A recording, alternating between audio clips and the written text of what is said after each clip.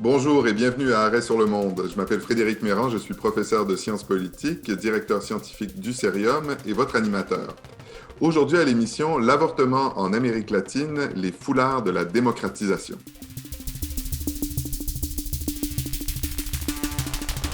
La situation des droits reproductifs est très variable en Amérique latine.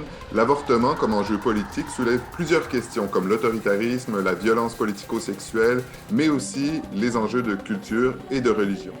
Nous allons en parler aujourd'hui avec Marie-Christine Doran, qui est professeure d'études politiques à l'Université d'Ottawa, spécialiste de l'Amérique latine, mais aussi directrice de l'Observatoire Violence, Criminalisation et Démocratie. Bonjour Marie-Christine. Bonjour Frédéric. Alors, on a vu le foulard vert comme symbole du droit à l'avortement, notamment en Argentine et au Chili. D'abord, pouvez-vous nous expliquer qu'est-ce que représente ce foulard vert? Oui, tout à fait. Donc, je vais le montrer pour ceux qui verront cette émission. Donc, sur ce foulard, c'est écrit avortement libre, sécuritaire et gratuit. Souvent dans les manifestations, donc les femmes le portent avec un foulard mauve qui représente en fait le pouvoir féminin. Donc, un point levé au sein du cercle qui représente donc la femme.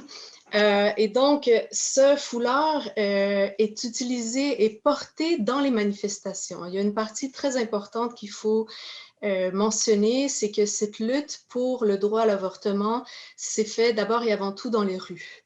L'Argentine vient tout juste, comme donc vous le savez, de donner plein droit à l'avortement libre, sécuritaire et gratuit. Donc, il y a maintenant seulement 3 pays en Amérique latine qui accordent ce droit, dont donc Cuba, l'Uruguay depuis 2012, Cuba depuis 65, l'Uruguay depuis 2012 et l'Argentine après de nombreuses années de lutte, ce mouvement dans les rues a trouvé un certain écho d'abord auprès du Parlement argentin.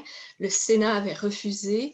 Et lorsque le nouveau président Alberto Fernandez, qui plutôt représente un peu la tendance péroniste de gauche, c'est un retour, si on veut, au péronisme traditionnel en Argentine, et bien donc le Sénat a fini par céder et entériner donc cette loi qui décriminalise l'avortement en Argentine. Alors, si je comprends bien, le droit à l'avortement demeure en fait un droit très rare dans les pays d'Amérique latine encore aujourd'hui. On va essayer ensemble de comprendre un peu pourquoi. Alors, une première explication qui vient parfois à l'esprit, c'est l'argument, on va dire, culturel des sociétés plus conservatrices. Euh, Est-ce que c'est un élément d'explication important? Parce qu'on observe aussi en Amérique latine, par exemple, des avancées considérables sur le plan de la parité, de la représentation en politique. Alors, comment comprendre ce contraste entre le conservatisme social, pourrait-on dire, mais aussi des avancées réelles, et comment ça nous aide à comprendre la question du droit à l'avortement? Il y a beaucoup, beaucoup d'éléments donc dans cette question fascinante que vous posez, Frédéric. Euh, la première chose là, qu'il faut, si vous me permettez, juste pour situer un peu l'ampleur de la situation des femmes en Amérique latine, selon l'OMS, il y a 3 interruptions de grossesse sur 4 en Amérique latine qui sont faites illégalement. Donc, ça nous montre l'envergure, environ 2 millions par année d'avortements clandestins avec toutes les conséquences qu'on imagine sur la santé des femmes, mais aussi sur leur pénalisation et leur criminalisation. Et c'est ça qui est extrêmement euh, troublant, en fait, c'est de voir l'héritage qui s'est beaucoup consolidé durant la grande période des autoritarismes en Amérique latine, comme vos auditrices et auditeurs doivent le savoir, durant les longues années 70, dès 64 au Brésil jusqu'à presque donc la fin des années 80 pour le Chili. L'Amérique latine était écrasée par une période d'autoritarisme.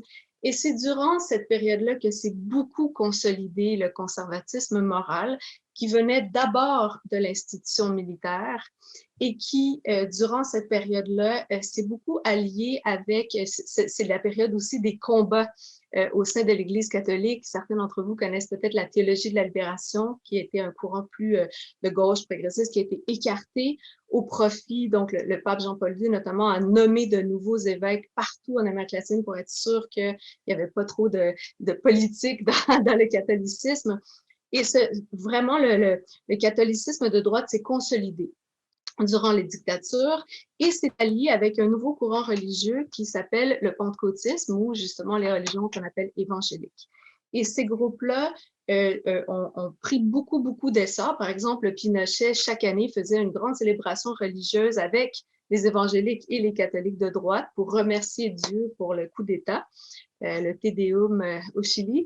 Et cette période-là, qui a quand même vraiment duré très longtemps, est restée présente, notamment parce qu'à la fin des dictatures, comme vous le savez sûrement, Frédéric, et peut-être nos auditeurs aussi, donc on a voulu négocier une sortie de dictature en douceur, hein, en accord avec les préceptes à l'époque de la transitologie, la démocratie stable. Donc on a concédé l'amnistie aux militaires. Même dans les cas de violence, de terrorisme d'État, amnistie, qui aujourd'hui est un petit peu révoquée par le droit international, mais à peine, je dirais. Et donc, en quelque sorte, cet héritage de la dictature où la femme était vue comme vraiment une personne dangereuse. Au Chili, par exemple, on coupait les pantalons des femmes, on leur interdisait de porter des pantalons. Donc, tout cet héritage-là est resté en fait légué, par exemple, dans la Constitution chilienne, qui est encore aujourd'hui, bon, vous le savez, c'est l'objet de la Convention constituante en avril, mais 30 ans après la fin de la dictature, on avait la même Constitution à peu près, avec quelques réformes que celles léguées par Pinochet, et l'esprit conservateur est présent dans ces documents légaux-là. Donc, il y a toute une architecture politico-légale qui explique ça, avec un virage religieux vraiment vers la droite, avec y compris la persécution des gens qui se situent plutôt dans les courants de gauche. Et donc, c'est pour cette raison que dans tout cet héritage-là, l'Amérique latine, dans sa très vaste majorité, comme je vous dis, il y a seulement 3 pays qui reconnaissent l'avortement libre et complet, mais pire que ça, en fait, en Amérique centrale, l'ensemble des pays d'Amérique centrale, sauf le Costa Rica, interdisent entièrement, donc pénalisent l'avortement de la part de la femme ou d'un médecin ou autre personne qui le pratiquerait. Et donc, on peut voir aussi avec, là, je sais pas si je donne trop de détails, mais par exemple, dans le cas du Brésil, donc on sait que le Brésil, depuis 2018, a un président qui représente une droite populiste autoritaire très forte. Et on voit ces traces-là, on voit cette idéologie, puisque le Brésil récemment, donc non seulement l'avortement n'est pas du tout accessible, il n'était accessible qu'en cas de viol. Hein? Et là, la femme a vraiment la responsabilité de démontrer devant la police qu'elle a été violée. Et si ce n'est pas fait, elle est passible de peine de prison pour avoir menti sur un supposé viol. Donc, on voit ce carcan incroyable qui pèse sur la femme. Elle est toujours coupable. Elle est coupable d'avoir provoqué la grossesse indésirée. Elle est coupable de vouloir l'interrompre. Et ça, ça vient rejoindre, oui, des matrices culturelles, mais qui sont de plus en plus ébranlées, comme peut-être on peut en parler là, dans les nouvelles conceptions du féminisme éco-territorial ou autres qui jouent dans le droit à l'avortement. Et justement, donc, si je comprends bien, on doit moins regarder du côté d'un certain conservatisme atavique que du côté de structures politiques qui ont été mises en place, d'alliances politiques qui finalement s'attaquent aux droits des femmes. En même temps, c'est frappant de constater qu'il y a eu beaucoup de gouvernements de gauche en Amérique latine depuis les années 80. Alors, qu'est-ce qui explique que le combat est réussi en Argentine et pas nécessairement ailleurs? Oui, donc c'est très intéressant. D'abord, justement, je m'aperçois que j'ai omis de répondre à votre question sur la parité et qu'est-ce que ça voulait dire. Ça, c'est assez frappant de voir que l'Amérique latine actuellement, donc dans les pays du monde qui ont le plus de parité hommes-femmes au Parlement, il y a 4 pays latino-américains, dont la Bolivie, Cuba, le Mexique et le Nicaragua. Le Nicaragua fait partie aussi des pires pays pour la restriction des droits à l'avortement, qui ont été, tout comme au Honduras, enchâssés dans des lois constitutionnelles très difficiles à défaire. Et donc, on voit que tout ça est venu comme une espèce de marketing dans les années 90 pour dire oui, l'Amérique latine veut adhérer à une meilleure représentation des femmes. Donc, on a adopté des lois dans les années 90, mais toujours avec cette idée que il y a une méfiance, et là j'ai des chiffres accablants à vous donner, il y a une méfiance vis-à-vis des femmes en Amérique latine, notamment parce que, comme dans d'autres continents du monde, ce sont beaucoup les femmes qui se mobilisent et qui s'organisent pour changer des choses, que ce soit justement au niveau des droits reproductifs, mais aussi à tout niveau. Pour une meilleure représentation politique, les femmes autochtones sont très actives. Et donc, ce qu'on observe actuellement, et c'est quelque chose d'effroyable, et je vais revenir sur l'Argentine dans un instant, c'est que l'Amérique latine, bon, demeure le continent le plus violent du monde. C'est aussi le continent où les femmes défenseurs des droits sont le plus victimes d'assassinat, mais aussi de ce qu'on appelle la violence politico-sexuelle. C'est un concept qui vient du Chili, où donc on utilise l'agression sexuelle, le viol, comme une arme pour terroriser les femmes qui s'engagent en politique. Et ça, ONU Femmes en parle en ce moment. J'invite les auditeurs et auditrices à aller voir. Il y a 9 témoignages de femmes engagées en politique en Amérique latine qui ont vécu ce type de violence-là, et donc l'ONU alerte. Donc, on voit que si on veut peut-être des politiciennes bien rangées, qui vont dans le sens. Hein, le Nicaragua, regardez le paradoxe. Le Nicaragua, il y a des femmes au Parlement, c'est parmi les pays, mais ce sont des femmes conservatrices.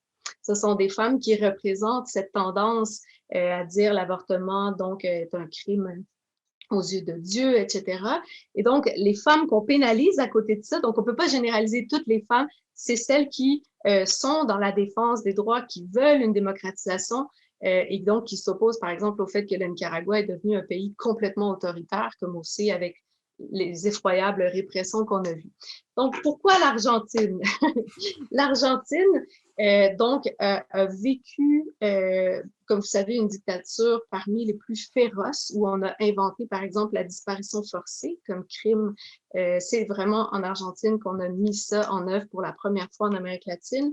Et donc, il y avait de forts mouvements, dont le mouvement Ni Una Más, pas une de plus, qui est un mouvement pour lutter contre le féminicide, mais aussi contre les disparitions forcées qui ne sont pas encore éclaircies en Argentine comme ailleurs d'ailleurs.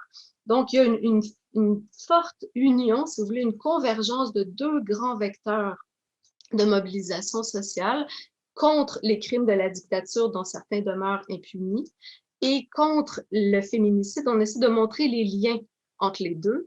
Et ce mouvement Ni Una Más est vraiment particulièrement fort en Argentine. Il a essaimé au Chili aussi. C'est pourquoi c'est en question actuellement. Et il a fini par trouver une canalisation politique avec, il faut le dire, l'élection de ce gouvernement plus ouvert à ces questions-là.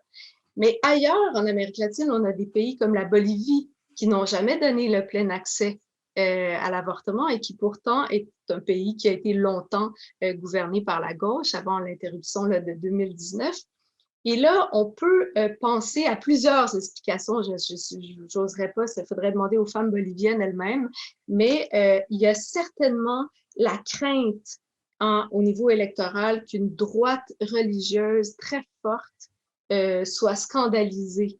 On le voit aux États-Unis, l'importance de la lutte contre l'avortement, qui nourrit même des mouvements complotistes. Donc, ça, c'est présent aussi en Amérique latine. Et donc, on peut dire peut-être que certains gouvernements plus progressistes à d'autres niveaux n'ont pas eu le courage, si on veut, parce que les mouvements, peut-être la mobilisation n'était pas aussi forte. En Argentine, au Chili, elle est très, très forte.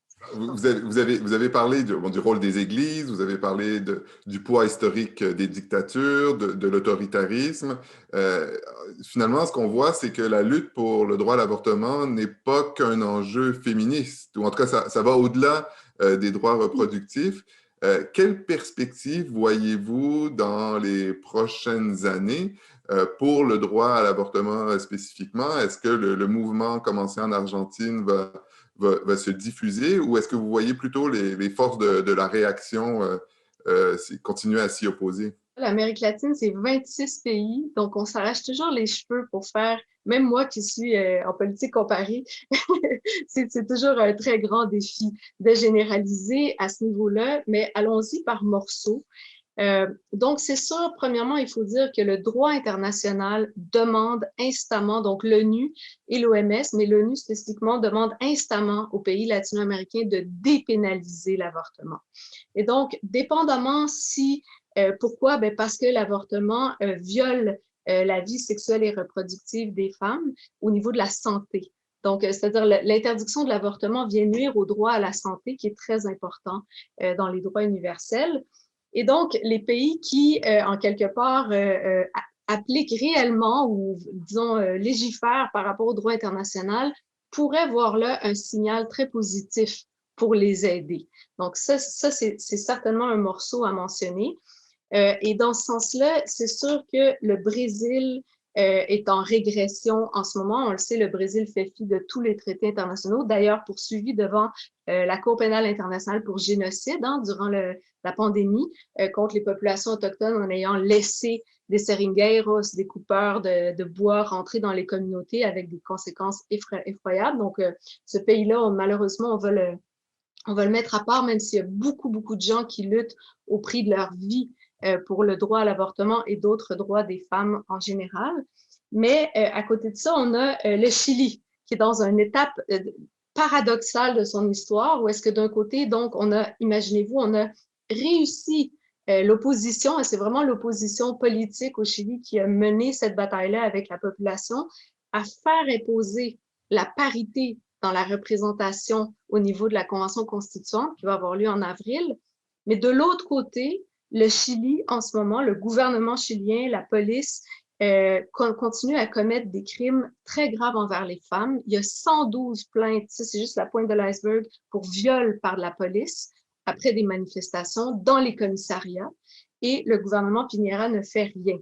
Donc, j'aurais tendance à vous dire que c'est la force de la population. Le gouvernement Piñera n'a qu'entre 8 et 15% d'appui selon les semaines où on regarde les sondages. Et tout le monde pense qu'après la Convention constituante, aux prochaines élections, il ne sera pas réélu. Peut-être qu'à ce moment-là, on aura un grand changement. En tout cas, c'est sûr que ce qui commence à essaimer, ça on le voit beaucoup au Mexique aussi, dans les États du sud-est du Mexique, c'est un courant qu'on appelle le féminisme éco-territorial. C'est un courant très fort parce qu'il émane aussi des femmes autochtones et des femmes afro-descendantes. Et il a vraiment réussi à faire son chemin en ce moment en Amérique latine. Si on veut, c'est un féminisme latino-américain. Il y avait une réaction un peu négative au féminisme des femmes du Nord importées, en tout cas dans les années 70, c'était vu comme ça. Là, c'est un féminisme vraiment autochtone qui émane et qui dit tout comme nos territoires ont été violés, souillés par la colonisation, par l'extractivisme des ressources naturelles, la pollution, le corps de la femme doit être vu comme ça. Le corps de la femme est abusé. Et donc, c'est très fort comme image.